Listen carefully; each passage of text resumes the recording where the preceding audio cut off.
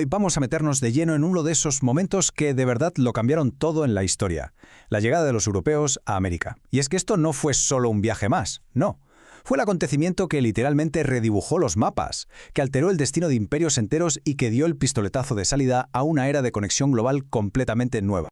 Pero, a ver, pensemos un momento. ¿Por qué? En una época en la que los mapas acababan en un «aquí hay dragones» en un océano desconocido, ¿qué podía llevar a alguien a arriesgarlo todo a navegar hacia lo que se consideraba el fin del mundo? Bueno, pues la respuesta, que quizás sorprenda a más de uno, no está tanto en el espíritu aventurero como en una crisis económica de primer orden. Todo empieza aquí, en este año, 1453. Con la caída de Constantinopla en manos del Imperio Otomano, es como si de repente se cerrara la principal autopista comercial del mundo. De un día para otro, la ruta de la seda y otras vías terrestres que traían todas las riquezas de Asia a Europa quedan cortadas. Para las economías europeas fue un golpe tremendo, un auténtico shock. Y claro, esto desata una auténtica carrera. Ya no era solo una cuestión de hacerse más rico, era casi una cuestión de supervivencia económica. Las cortes europeas se llenaron de una sensación de urgencia. Había que encontrar una alternativa, una nueva ruta a las Indias, y había que encontrarla ya.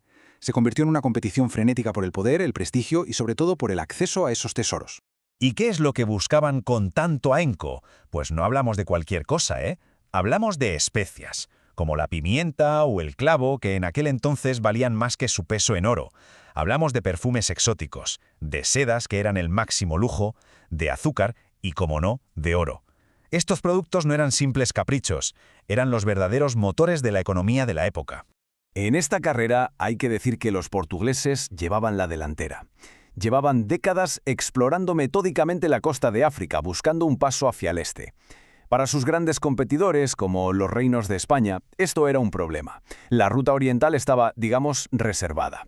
Así que por descarte solo quedaba una opción sobre la mesa, una opción que parecía una locura: intentar llegar al este navegando hacia el oeste. Y es justo en este momento cuando entra en escena un hombre con un plan. Un plan tan simple en su concepción como revolucionario en sus consecuencias. Un plan que estaba destinado a cambiar el mundo para siempre. Hablamos, claro, de Cristóbal Colón.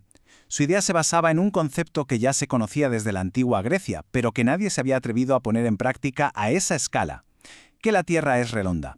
El razonamiento parecía impecable. Si el mundo es una esfera, argumentaba él, entonces navegando siempre hacia el oeste, en algún momento, por pura lógica, tienes que acabar llegando a las costas de Asia.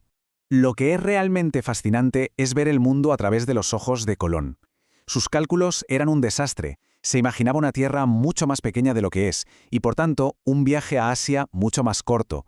Pero, y aquí viene la gran ironía de la historia, fue precisamente este error garrafal el que le dio el valor y la confianza para lanzarse al mar. Si hubiera sabido la distancia real, probablemente nunca habría zarpado.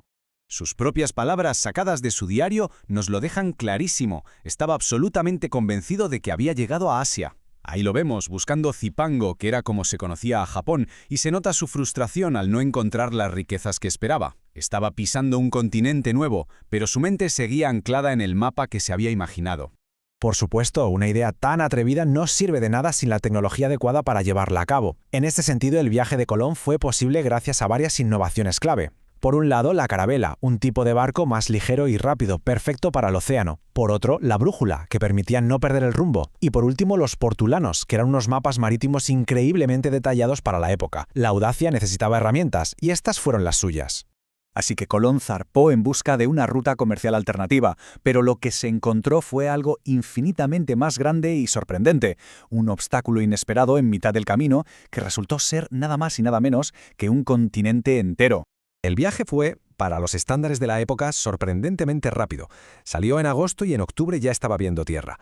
Pero lo curioso es que la verdadera revelación, el momento eureka, tardó muchísimo en llegar. De hecho, Colón murió después de 4 viajes creyendo que había llegado a las Indias. Tuvo que ser otro navegante, Américo Vespuccio, una década después, quien se atrevió a plantear la idea radical: oye, ¿y si esto no es Asia? ¿Y si es un mundus novus, un mundo nuevo? Y para entender el impacto de aquello, no hay nada como estas dos imágenes. A la izquierda, el mundo conocido antes de 1492. Europa, África, Asia y un océano inmenso y vacío. A la derecha, menos de un siglo después, ¡boom! El planeta conocido ha duplicado su tamaño, han aparecido 2 continentes de la nada. Es, sin exagerar, la transformación más brutal en la historia de la cartografía. Pero este descubrimiento fue mucho más que añadir nuevas tierras a los mapas. Fue el momento en que dos mitades del planeta, que habían vivido aisladas durante milenios, se conectaron por primera vez. Fue, en definitiva, el nacimiento de la primera mundialización. La reacción en Europa fue, como era de esperar, inmediata. Las dos grandes potencias marítimas, España y Portugal, no se anduvieron con rodeos. Con la bendición del Papa, cogieron un mapa, trazaron una línea de arriba a abajo y literalmente se repartieron el planeta.